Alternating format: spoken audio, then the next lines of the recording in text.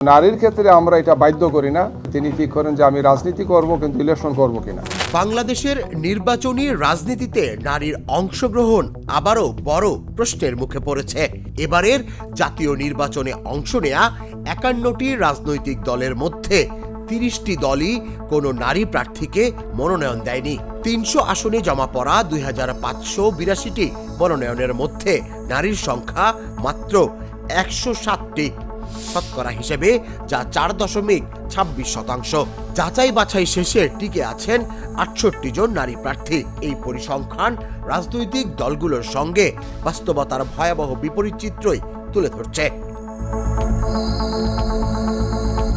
বিশেষজ্ঞদের মতে জুলাই গণ অভ্যুত্থানে নারীদের সক্রিয় ভূমিকা থাকলেও সংস্কার ও নির্বাচনী প্রক্রিয়ায় তাদের প্রায় অদৃশ্য করে রাখা হয়েছে।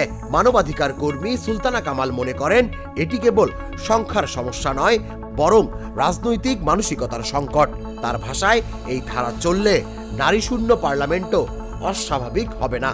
একই সুর শোনা গেছে বাংলাদেশ মহিলা পরিষদের সভানেত্রী ডাক্তার ফাউজিয়া মুসলিমের কণ্ঠে। তিনি একে ইতিহাসের সবচেয়ে হতাশাজনক নির্বাচন হিসেবে আখ্যা দিয়েছেন।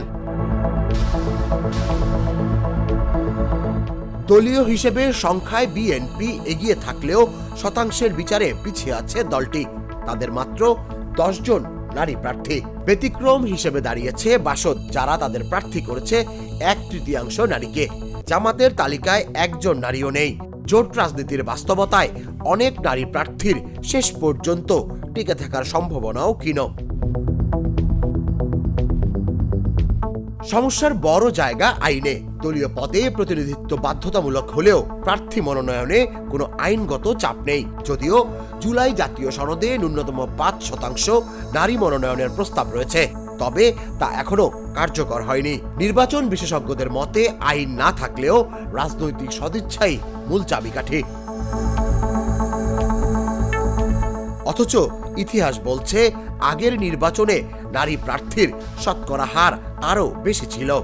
এই প্রেক্ষাপটে প্রশ্ন উঠছে, সংসদে নারীর কণ্ঠ দুর্বল হলে গণতন্ত্রই বা কতটা শক্তিশালী হবে? বর্তমান চিত্র ইঙ্গিত দিচ্ছে নারীর ক্ষমতায়ন এখনো রাজনীতির মূল এজেন্ডা হয়ে উঠতে পারেনি। তুষার ইসলাম, জাগো নিউজ। দুধার চকলেটে একাকার হয়ে ওঠা প্রাণ লেয়ার সম্পর্কের মিষ্টি ম্যাজিক।